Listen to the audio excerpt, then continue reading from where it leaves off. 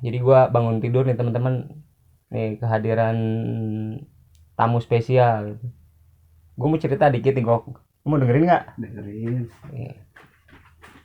Gua waktu itu di masih tahun 90-an sih, menjelang mau akhir 2000 nih ceritanya.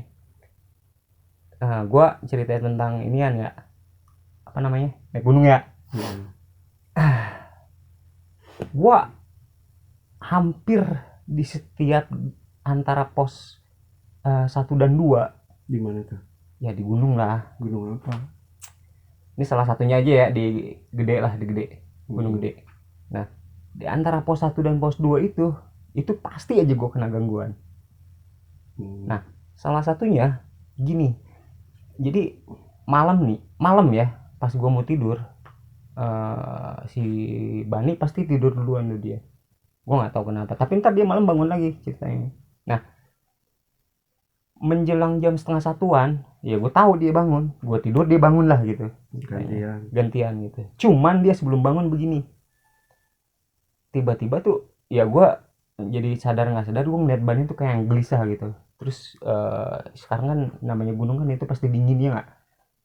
Terus apa sih namanya, yang gue lihat dari Bani itu kok kayak banyak keringet gitu bro, kayak banyak keringet lah gitu. Dan keringetnya tuh bener-bener banyak banget gitu, yang ngucur tuh yang segede jagong gitu tau lo. Gue bilang si Bani ngapa ya, udah tuh ya.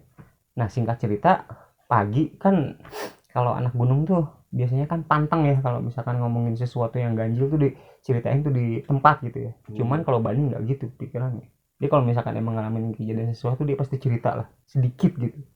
Jadi ternyata gini, dia pas tidur. Nah kita kalau tidur tuh biasanya kan bantal sama guling ya ceritanya. Kan nggak bawa guling gitu. Ceritanya Oh, kan iya. gue ngomongin kalau kita tidur, kalau tidur itu pasti ada bantal sama guling. Ya nggak, itu pastilah gitu ceritanya. Nah Bani ngerasa tuh dia apa sih kayak ngerasa di rumah. Ngerti nggak lo? Ditarik lah si guling ama kaki, diginiin teh tuh, digituin kaki gitu. Emang dia ngerasa guling gitu kok ceritanya. Ditarik sama kaki sama dia gitu si guling tuh. Terus dikekepin tuh gitu, dipeluk-pelukin gitu. Kok dia bilang gitu, kok kenyal-kenyalnya beda gitu kayak daging gitu. Kenyal-kenyalnya gitu. Nah, pas dia ngeh gitu, oh gue bukan di rumah ini, gue di gunung gitu. Pas dia sadar gitu kan, dia bangun tuh pocong tuh. Wah. Bangun dia di situ, makanya dia keluar gitu, makanya dia bangun, dia nggak cerita gitu. Nah itu salah satu cerita gue di gunung gitu yang bikin horor gitu. Masa iya? Ya nggak? Kenapa bisa gitu ya?